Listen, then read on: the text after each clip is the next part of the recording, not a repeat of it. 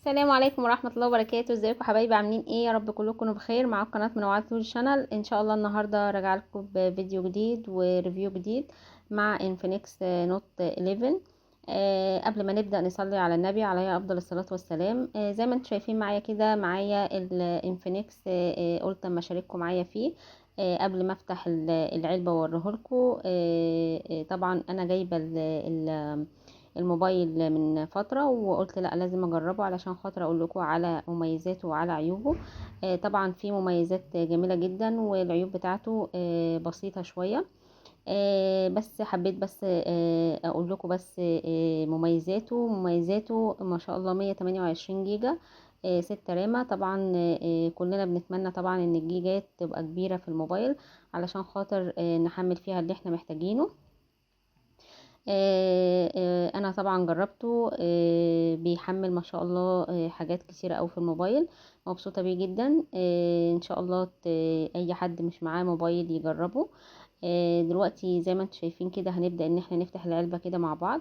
بسم الله الرحمن الرحيم.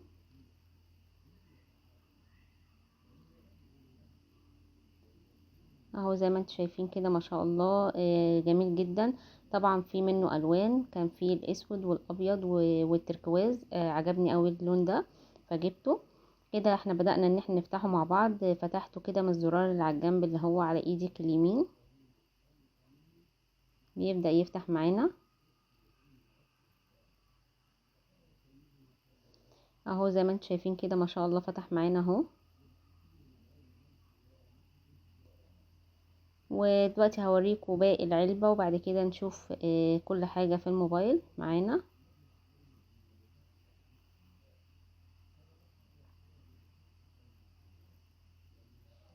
اهو زي ما انتم شايفين كده معاها الورقة دي كده اول ما فتحنا باقي العلبة. وده الجراب بتاعه، وده كان محطوط برضو معاه الموبايل. وده زي معلومات كده او ارشادات كده بتقرأيها عشان خاطر الموبايل. وطبعا الشاحن طبعا طلعناه، مكتوب كده عليه انفينكس. بيكون معمول عليها لزقة او ورقة كده، وانا شلتها طبعا. السلك ما شاء الله كبير وطويل كده زي ما انتم شايفين. ببدأ ان انا احطه كده في الشاحن. وادي الشاحن بتاعه اهو.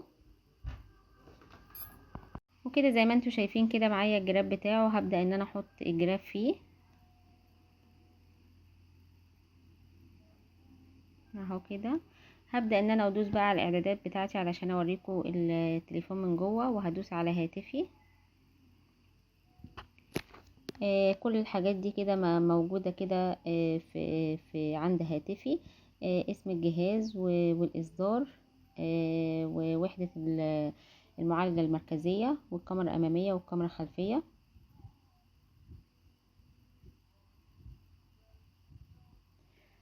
ودلوقتي بقى هوريكم.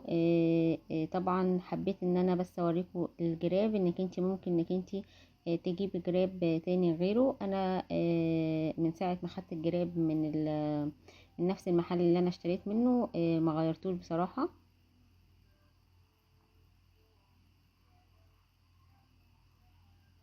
ودلوقتي بقى هنبدأ ان احنا نفتح بقى الموبايل. انا عاملة بصمتين، بصمة الاصبع وبصمة العين.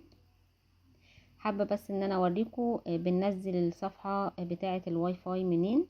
بننزلها من ناحية ايدك اليمين. من ناحية ايدك اليمين بتحطي كده صباعك كده من فوق وبتنزلي كده. لكن لما لو عملتيها من النص مش هتنزل معاكي.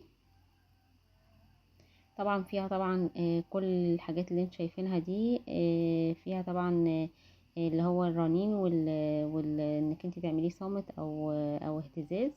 وده طبعا تعلية الضوء.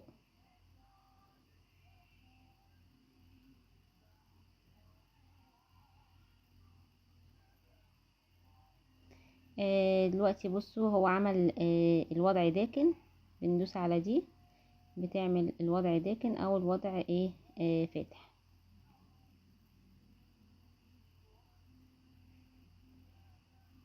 وطبعا في بيانات الجوال جنب الواي فاي على طول.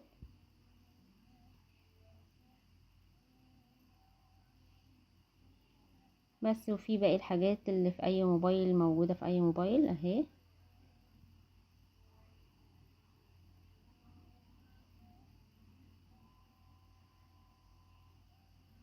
ودلوقتي هوريكم الكاميرا.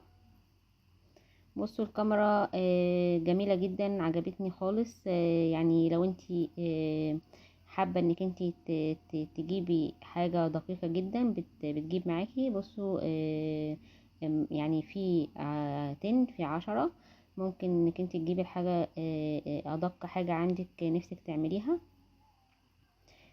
بتوسعي الشاشة كده وتقفليها تاني. انا حابة بس اوريكم الحماية اللي هي بتعملي لها البصمة اهو، في قفل الشاشة وبصمة الاصبع و لغاية قفل الوجه. طبعا انا عاملة قفل الوجه وعاملة بصمة الاصبع، عاملة اللي وكده. معايا الابرة بتاعته ده اللي جاية معاها في العلبة. في خرم اهو زي ما انتوا شايفين كده. بنبدأ ان احنا نحطها في الخرم ونبدأ ندوس عليها كده، نضغط عليها هتطلع لنا البتاع اللي احنا بنحط فيها الخطوط والكارت الميموري. هي ما شاء الله فيها 128 جيجا. حابة تحطي كارت ميموري، حابة مش حابة خلاص. وهنا بنحط الخطوط زي ما انتوا شايفين كده.